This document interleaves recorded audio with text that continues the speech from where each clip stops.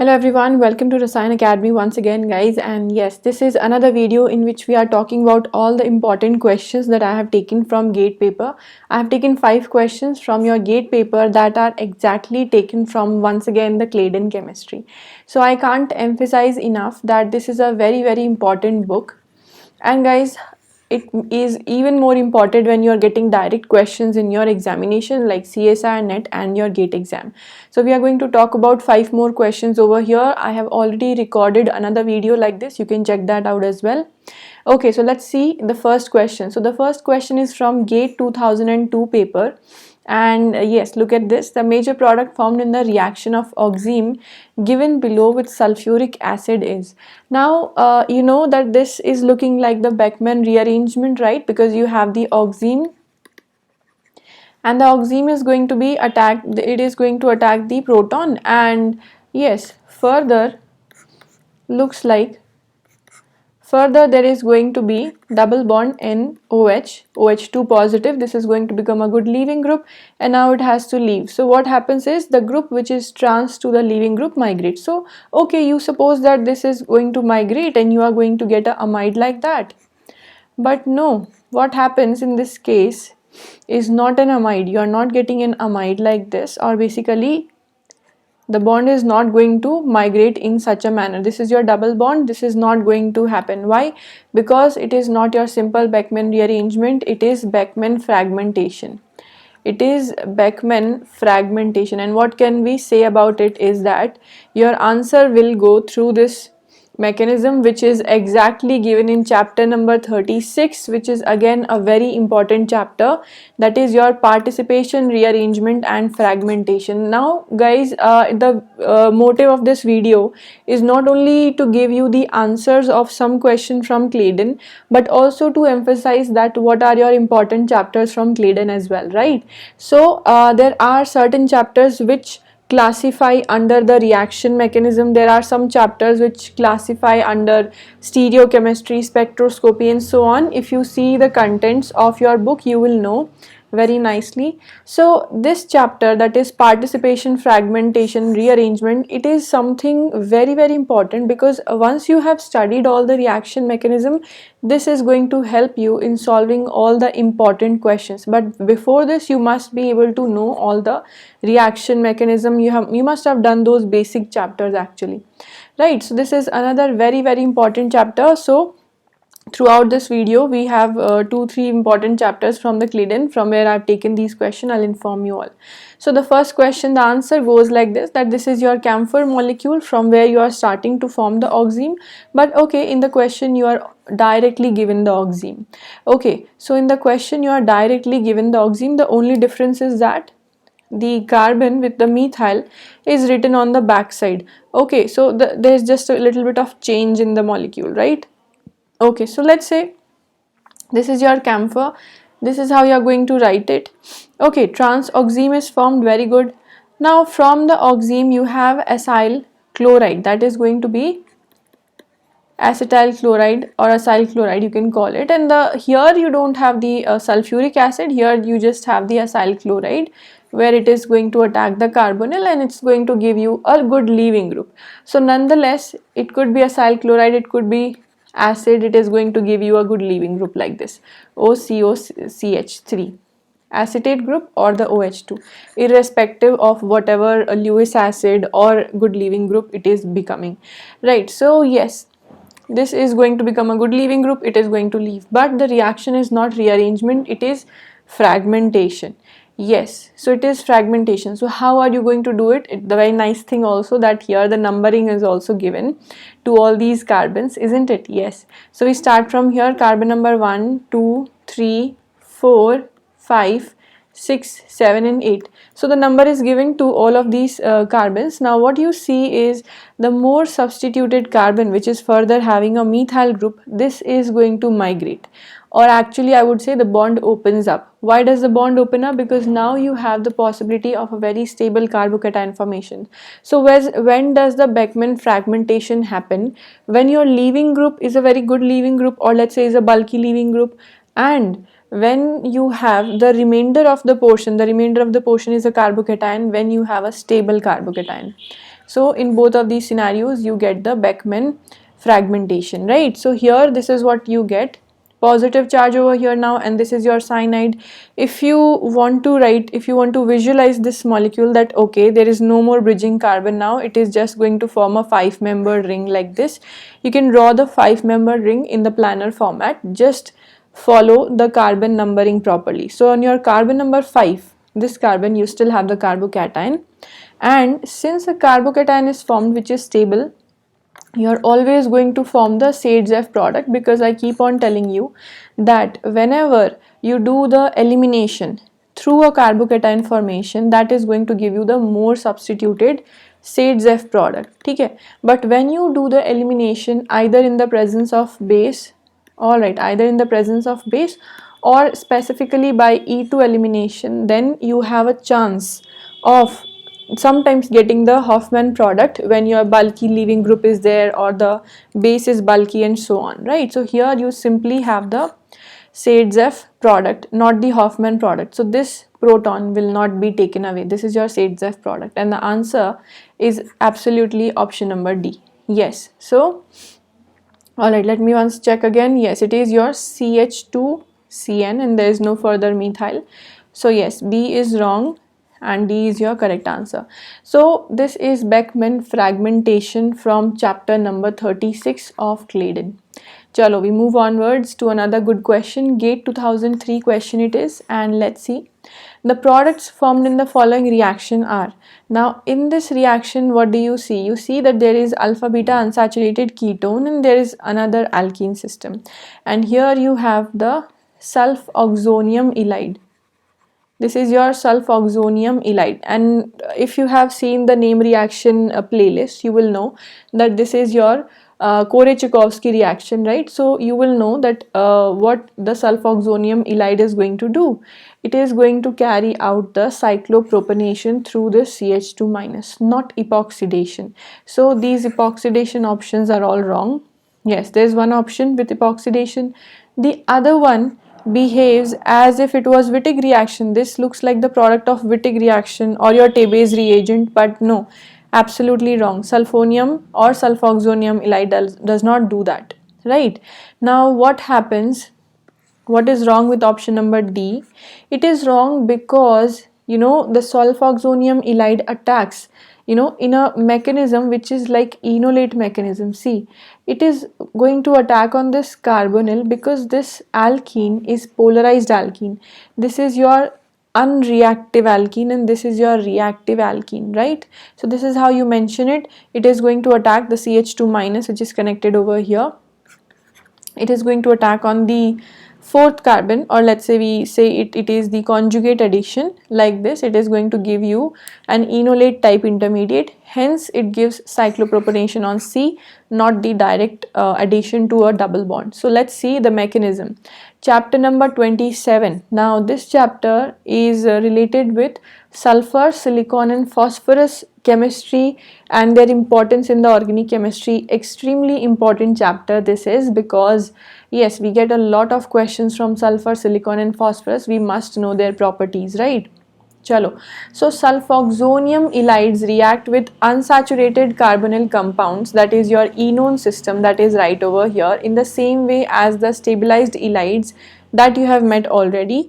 They form cyclopropanes rather than epoxide. So this is the only line that you are going to be concerned with for now, right? So your sulfoxonium ylide is going to give you cyclopropanation, not the epoxidation. Who gives epoxidation? Sulfonium ylide, which does not have an oxygen. So if you want, you can check this out in the Korey-Chukovsky reaction video, that is your first name reaction video, and how these ylides are formed actually. Alright, so I'll just also post it, I'll just provide the link over here. Also guys, yes, GATE 2003 question. Now this question is very easy. The structure of the product formed in the reaction given below is. So here you have a diol.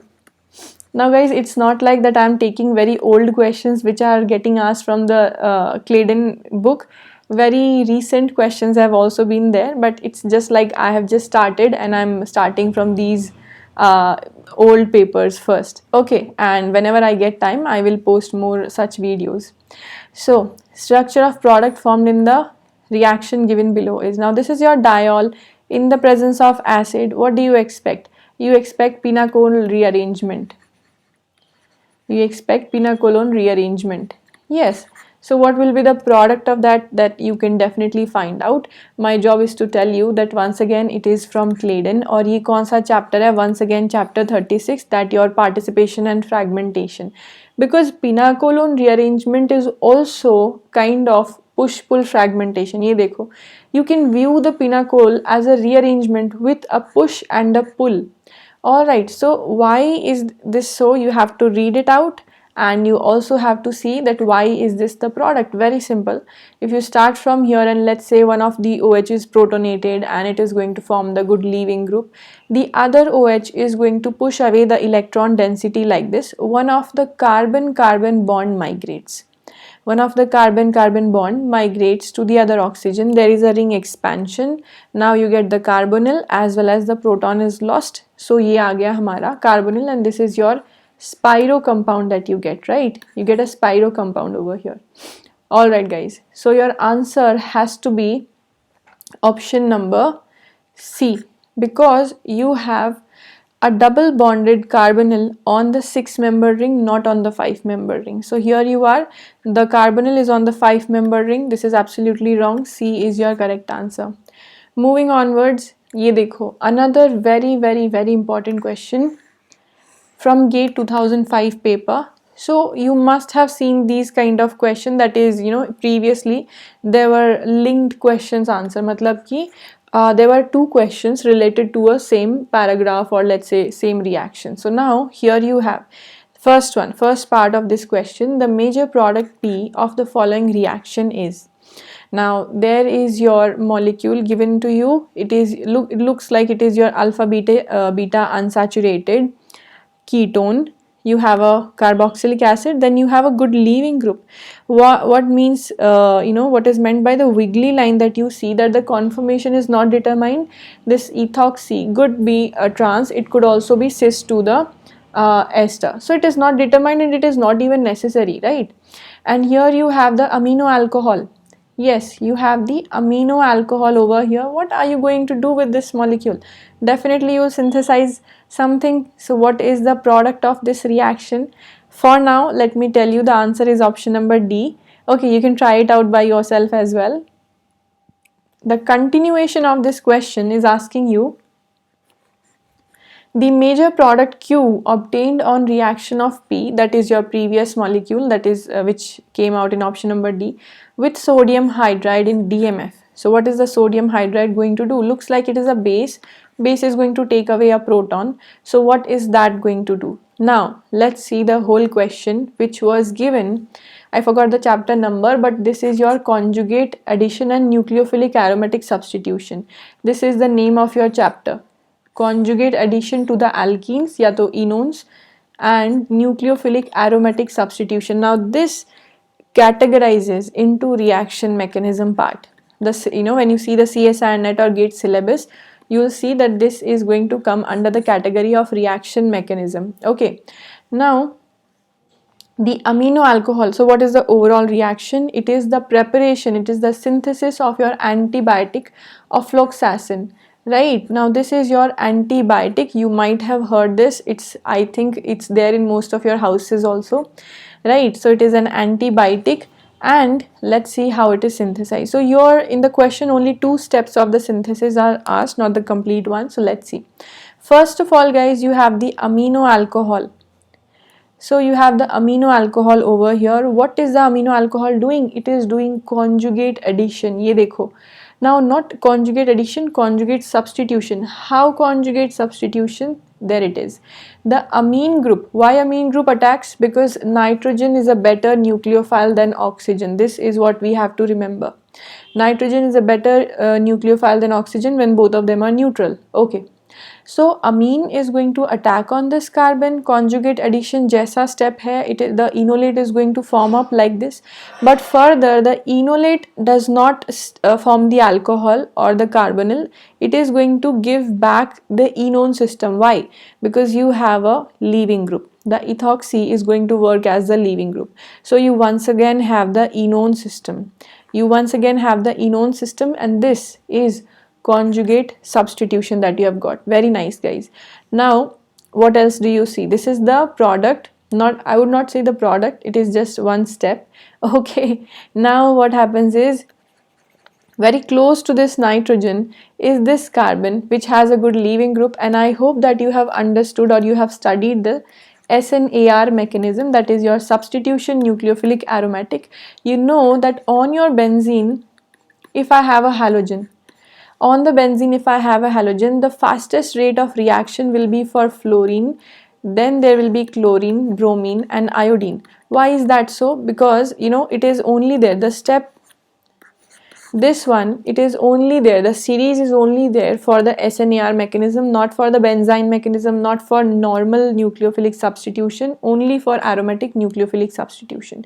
Why is that so? Because if you are having a very electronegative fluorine which is connected to this carbon, it is going to invite the nucleophile very easily and the substitution becomes easy. So you already have the fluorine, very electronegative group, so it is going to invite the nucleophile and the reaction becomes easy. Now, so what happens is exactly the same thing. It is going to be your SNAR mechanism that happens onto this carbon. Fluoride is going to leave, definitely not directly, because that would be wrong mechanism. So it is assisted by the orthocarbonyl group, because definitely for the SNAR mechanism to happen, you require electron withdrawing groups. So this is assisted by the presence of this orthocarbonyl, and when the enolate falls back, the fluoride is going to leave. You are getting this final product, and don't worry about the fall off of this proton. It can be done very easily. Okay, so this is the product that your option number D, right, in the question number 84A or 82A, whatever it is, there you are. Yes, so this is the product of the first question that you see. Right, so what has just happened? First of all, conjugate substitution. First step is conjugate substitution. Second step is SNAR mechanism. Alright, on to this carbon, then you get this product, option number D. Now this was the first step. The second question is asking you, from your major product P, if I am adding sodium hydride, what will happen? So let's go back to this slide. We have formed the product right over here. It was option number D. Now if you are adding sodium hydride, which is actually a base, ये देखो, treatment with base sodium hydride can be used. Now converts the OH group into an alkoxide, मतलब कि ये जो OH है यहाँ से proton निकल जाएगा, and it is going to convert into O minus, that is your alkoxide, which takes part in the next nucleophilic aromatic substitution. So here you are, it becomes O minus and it takes part into the next aromatic substitution. Now basically guys, you don't have the assistance of this carbonyl group anymore because it is on the meta position to this carbonyl, but it doesn't matter because there are two more fluorines. There are two more fluorines which are very electron withdrawing, so it is going to be still assisted, and your fluorine, this one, fluoride, is going to fall off like this when the minus charge falls back. So yes, this is your final product. So for 84B, this is your final product. Let's go back and let's see where it was. So ethoxy is not going to be there because it has left out in the first one. So there is no ethoxy, there is a double bond, oxygen and a 6-membered ring. Yes, A is your correct answer. So gate question directly from the synthesis of ofloxacin, and this does not end here. This is not your antibiotic, but the question he is asking you this much. If you want to see the whole mechanism, you can visit the book. So now what happens is there is going to be two fluorides are left, and one of this is now displaced by external nucleophile and amine, a cyclic amine. It's basically substituted amine. So this is how it happens, and finally ofloxacin is your molecule like this. So guys, the thing that you see in the blue box, right, the book is there, you are reading the whole book, but also look at the blue box because there is a direct question in the exam. Also, let's move onward to another very extremely important question, GATE 2009 and also June 2013. So this question has been asked two times, and very many similar questions like these will be repeated and have been repeated in GATE paper. It may be in GATE 2010-11, you might search for it also. This same fragmentation is repeated. So what do you see? First of all, this is going to be a fragmentation reaction. Fragmentation, so that there is a KH and the H minus is going to take away the proton from here. The proton, when it falls off, there is a O minus charge. So this is how the bonds are supposed to move, and it is supposed to give you this kind of an product. Let's say something like this. It is supposed to give you something like this, but the question is, what is the stereochemistry? Right, isn't very easy. What is the stereochemistry of this fragmentation? Yes, so let's see. So guys, here we are. Now you may have seen this slide, you may have not seen this, but it is once again chapter number 36, participation, rearrangement and fragmentation. So what is so important about this question is that you have a molecule like this. Let's only focus on the first part. Look over here. You have a molecule like this, stereochemistry not mentioned, that there could be an OH on this carbon, on the junction carbon, and there is a tosylate group on the next to the junction carbon like this. Now how many diastereomers are possible? What are the different possibilities? First focus on that. The different possibilities of this molecule are over here. This is your first one. First one, I have drawn a trans decalin system. So this is your trans. When you have the H and OH on the trans position, that is your trans decalin system. So first possibility is your trans decalin, right, like this, when the OH is below, hydrogen above, and the tosylate is below the plane. Your first possibility. Now this looks like this. Matlab ki when you are actually drawing the chair conformation, it is going to look like this over here. So see guys, you have the oxygen below. After deprotonation it becomes O minus, it is below, and the tosylate is also below. So you have to focus that fragmentation cannot happen over here. Why? Because for the fragmentation to happen, you must have trans bonds. You must have trans. Who must be trans? The green ones that you see, the one has to be broken. This bond which has to migrate, or let's say break, this one has to be trans with the tosylate group. So it is not trans in this diastereomer. So one diastereomer of trans is not going to be trans decalin, I mean to say this one, OH and H are opposite, so it is not going to undergo fragmentation. So this one thing we are going to cancel off. Now there are very many diastereomers which can be asked. 3 more diastereomers are left, because you can have 2 trans and 2 cis diastereomers that you can see. So there are 2 cis diastereomers over here, as you can check out. This is 2 and this is 3.